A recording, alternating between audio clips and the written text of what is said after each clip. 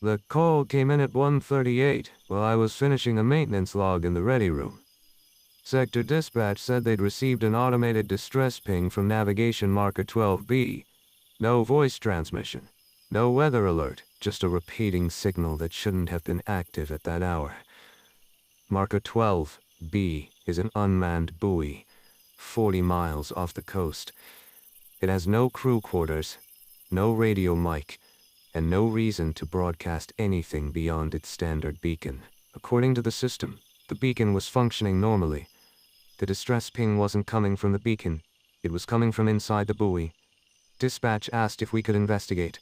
We were already underway, returning from a routine patrol, fuel sufficient, sea state calm, visibility moderate. Nothing on radar except us and the marker. I acknowledged and altered course. The water that night was unusually flat, no chop, no swell, the kind of calm that makes engine noise carry too far. I remember thinking it sounded like we were moving across glass. 211, we picked up marker 12B on visual. Its light was active, cycling white every 4 seconds, same as always, but there was an additional illumination beneath it, dim, intermittent, and not part of its design. I logged that detail. At 2:14, the distress ping stopped. We came alongside slowly. No signs of collision, no debris. The buoy's hull was intact, paint-worn but undamaged. Still, I could hear something through the deck. Vibration. Faint and irregular, like metal being tapped from the inside. That shouldn't be possible. The buoy is sealed. No internal access while deployed. I reported the noise to dispatch. They suggested thermal expansion. I noted the water temperature hadn't changed enough to account for it. They didn't respond to that. At 2:19, we secured a line and stabilized our position. I leaned over the rail to inspect the hull markings. That's when I noticed the numbers. The buoy's identification plate had been scratched, not corroded, not worn, scratched deliberately, deep enough to cut through paint and primer. The original 12B was still visible, but something had been carved beneath it. Uneven letters, poorly spaced. I didn't recognize the sequence at first. Then I realized it wasn't a sequence. It was a time. 2:11. The exact minute we'd first seen the light beneath the buoy. Before I could report that, the vibrations stopped. The water went completely still. No current, no wake. Even our own movement seemed muted, like the sea had thickened around us. Then the buoy's light changed. Instead of rotating, it locked in place, aimed directly at our vessel. I checked the compass. It spun once, then settled, pointing not north, but back toward the buoy. Dispatch called in, asking for a status update. Before I could answer, the distress ping resumed. Same signal, same frequency. But this time, it wasn't automated. There was a pause between pulses. Intentional. Like someone waiting to see if we were listening. I keyed the mic and stated our position, our situation, and requested further instruction. There was a delay. Then dispatch replied, voice steady. Confirm number of persons on your vessel. I told them. Another pause. Be advised, dispatch said. We are not receiving your audio. The signal is originating from marker 12B. I looked back at the buoy. The light beneath the surface was brighter now, illuminating a shape pressed against the hull from the inside, long, vertical, and unmoving. At 2:27, the buoy transmitted one final ping. This one carried data, coordinates, not of our location, of where we would be in 6 minutes if we did not change course. At 2:28, I ordered engines to idle. The coordinates transmitted by the buoy matched our projected drift almost exactly. Wind, current, and heading, all accounted for with a precision that made no sense. The buoy had not only predicted where we would be, it had done so assuming we continued to behave normally. We did not. I brought us hard to port. The wake rippled outward, breaking the surface calm for the first time since we'd arrived. The compass needle wobbled, then corrected. For a few seconds, everything seemed responsive again. Dispatch came back on the line. "We're escalating this to engineering," they said. "Advise if the signal persists." The distress ping stopped. Not abruptly. It slowed, each pulse spaced farther apart, as if whatever was sending it were reconsidering. I logged the time and our new heading. My hands were steady. My voice was not. "Requesting authorization to disengage and return to sector," I said. Another pause. Longer this time. "Stand by," Dispatch replied. We drifted. I noticed the water first. The surface around marker 12B had darkened.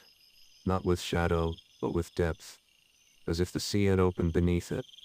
Our deck lights cut down into that darkness and came back empty. The intermittent light beneath the buoy brightened again, resolving into something with edges.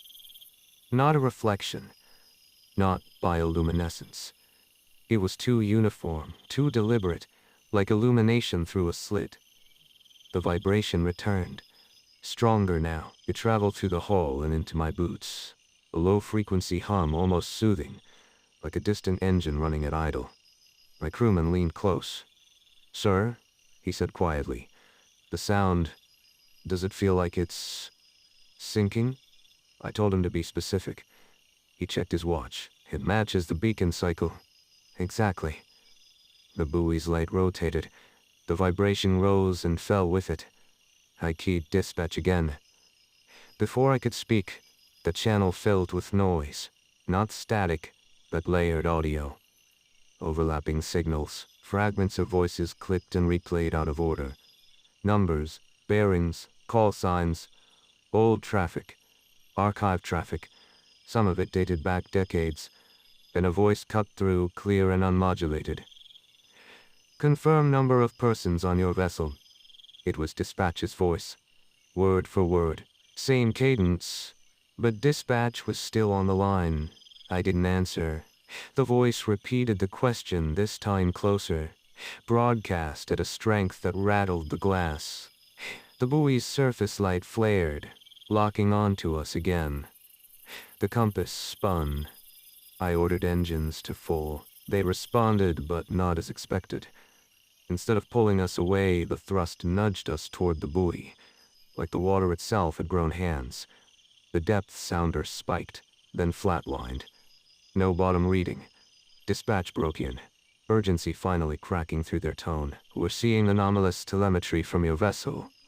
Shut down auxiliary systems. Do not approach the marker." Too late. The buoy listed, just slightly, and the slit of light widened. Something pressed outward from inside the hull, deforming metal that was never meant to flex. I could make out contours now. Elongated, jointed shapes testing limits, learning resistance. The vibration stopped. Silence returned, heavier than before. Then the buoy transmitted again. No pings, no data. Just audio. It was our engine noise, recorded, delayed by seconds and played back through the buoy's transmitter. Perfectly. The sound looped, overlapping itself, creating the illusion that we were still moving even as the engines stalled. My crewman swore under his breath. "It's rehearsing," he said. I told him to keep his eyes on the water. The sea responded to the buoy, not us. Subtle currents converged, drawing debris, foam, and our own wake back toward marker 12B. The buoy's light pulsed once, twice. Then it went dark. Every system on our vessel shut down simultaneously. Emergency power failed to engage. In the sudden absence of sound, I heard something else. Movement below the surface, vast and controlled, repositioning itself with purpose.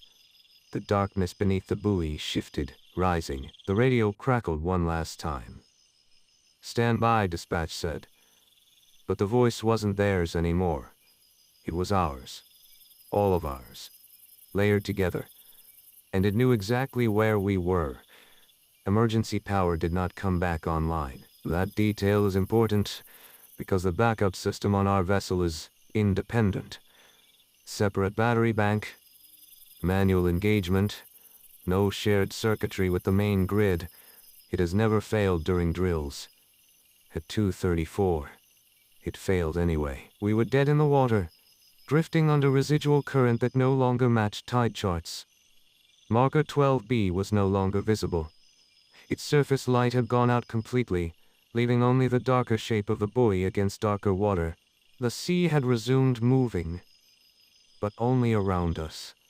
Dispatch attempted to re-establish contact. Their transmissions came through fragmented, as if routed through a relay that was deciding what to pass along. I could hear their concern now. Real concern. They asked us to confirm our status. Before I could respond, the radio answered for us. "Vessel disabled," it said. My voice. Calm. Accurate. I disconnected the handset. Without engine noise, other sounds became clearer. Water sliding along the hull, metal ticking as it cooled, and beneath it all, a slow pressure change, like a lung expanding somewhere below us. At 2:39, my crewman reported movement off the starboard side. Not surfacing, not breaching, just displacement. A wide arc passing beneath us, close enough that the deck tilted a fraction of a degree. The buoy reappeared, not where it had been. Marker 12B rose from the water directly ahead of us. No wake, no disturbance, as if the sea had simply decided to give it back. Its hull was deformed now, no longer cylindrical. One side bulged outward, seams split, metal peeled back like a shell that had grown too small. The light beneath the surface was gone. Something else occupied the space inside. I ordered flares prepared. My crewman hesitated, then complied.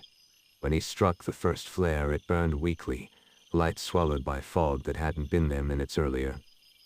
The flare illuminated the buoy's interior. I saw structure where none should exist.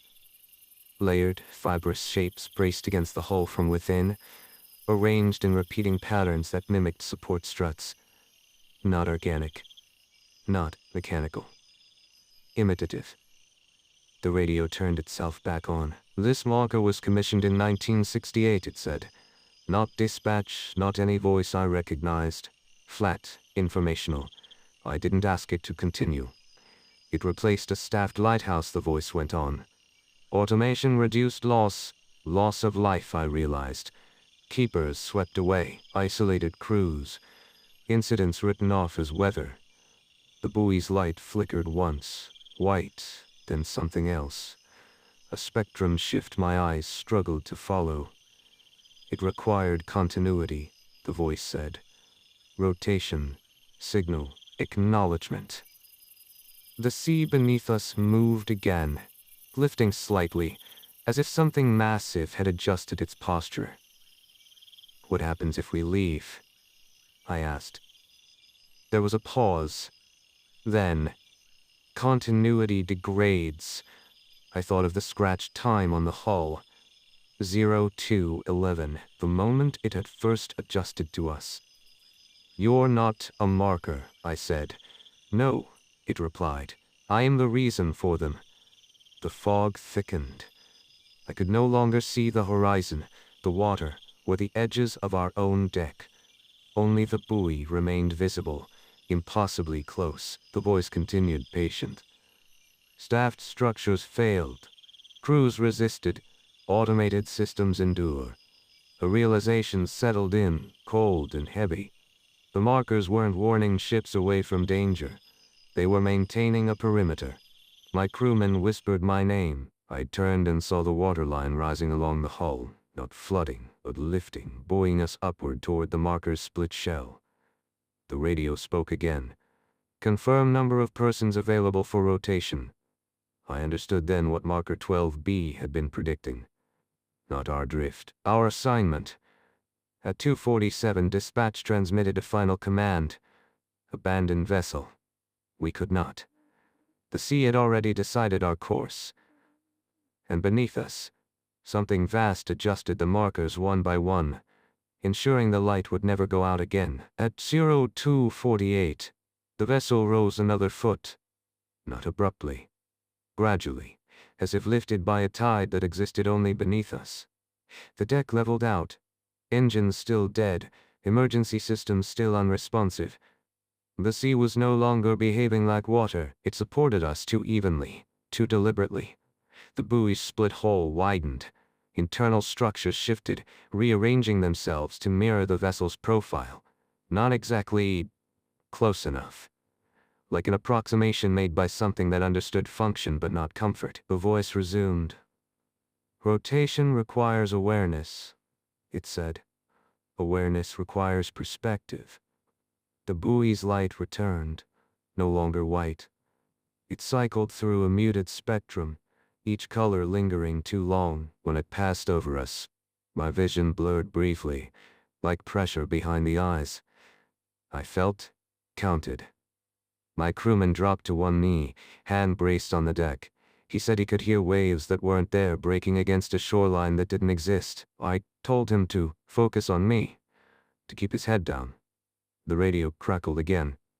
Historically, the voice continued, crews resisted transition. Manual structures failed catastrophically. Automation reduced variables. The buoy rotated. With each pass, I noticed changes. Not in the environment, but in our vessel.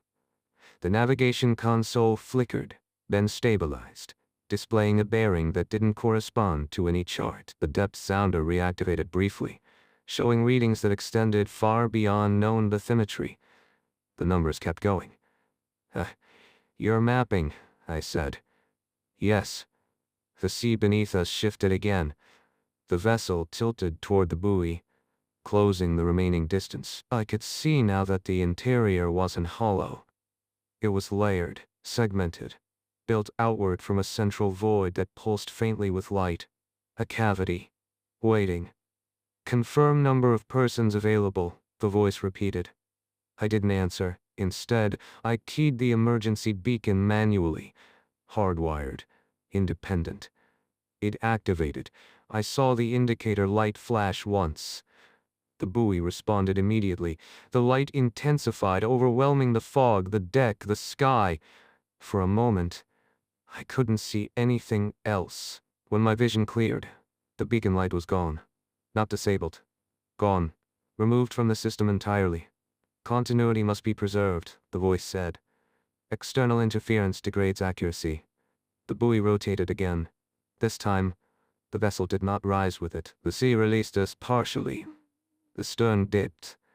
Water crept onto the deck, not flooding, just touching. Testing. I felt pressure against my boots, steady and insistent, urging forward movement. My crewman looked at me. He understood. There's no rotation without us, he said quietly. I nodded. The buoy's interior shifted once more, forming a narrow axis, too small for comfort, too large to ignore. The fibrous structures inside pulsed faintly, synchronizing with the light cycle. Assignment is temporary, the voice said. Perspective degrades. Replacement follows. I realized then why the markers were spaced the way they were. Why unmanned systems still required inspection. Why automated distress pings were routed the way they were. They weren't maintenance calls. They were recruitment. I told my crewman to secure himself to the railing. He protested. I ordered him anyway. He complied. When I stepped toward the buoy, the water supported me. Not buoyant. Directed, I crossed the gap without swimming. Without falling, carried by something that understood weight and intent, but not mercy. Inside, the space closed around me. The light dimmed. The voice softened. Rotation begins, it said. The last thing I heard from the vessel was my crewman shouting my name. Muffled, distorted, already archived. At 0301, marker 12. B resumes standard operation. Beacon cycling every 4 seconds. No distress signals. No anomalies. According to sector logs, our vessel lost power due to mechanical failure and was recovered adrift at dawn. 1 crewman survived. 1 was listed as lost at sea. This report is submitted because the light continues to rotate, and because sometimes when fog settles just right, I can feel the perimeter shift. Something adjusts its markers and waits. The materials that follow were recovered after the incident. they were not released to the public. A surviving crewman was recovered just after sunrise, 12 nautical miles east of Marker 12 Bravo. He was still secured to the vessel's railing with standard issue line. Medical reports described dehydration, hypothermia, and acute disorientation. When asked how long he had been alone, he answered, "One rotation." During transport, he became visibly distressed whenever light moved across the cabin. Helicopter strobes caused him to scream. In the hospital, he requested that all corridor lights remain fixed in place. When asked about the missing officer, he said only, "He stayed on schedule." Audio logs from the final minutes of the incident were later reviewed. At 2:47 a.m., dispatch recorded a transmission that did not originate from the vessel's radio equipment. The voice stated that marker integrity had been compromised, that rotation required replacement, and that continuity had been restored. The voice did not match any known personnel. However, analysis showed partial overlap with multiple Coast Guard officers listed as lost at sea over the previous decades.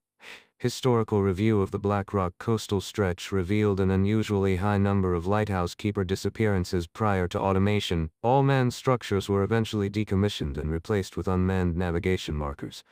Disappearances stopped shortly afterward. Internal documentation refers to the change as a successful stabilization. Marker 12, Bravo remains active. Its beacon cycle has not changed. During routine flyovers, crews have reported brief secondary illumination beneath the surface. Directional, deliberate, and inconsistent with standard buoy construction. On 3 separate occasions, automated systems flagged distress pings originating from the marker. Each signal ceased before a response vessel arrived. The pings were logged anyway. Each one contained coordinates, not of the buoy, but of the responding vessel. I no longer experience time the way I once did. Rotation is not movement. It is perspective, observing the same routes from every angle, learning which lights matter and which can be ignored.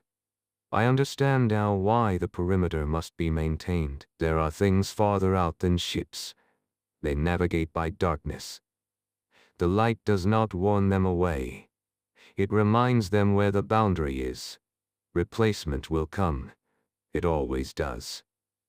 If you are hearing this report instead of reading it, then the system has already accounted for you. Keep the lights steady.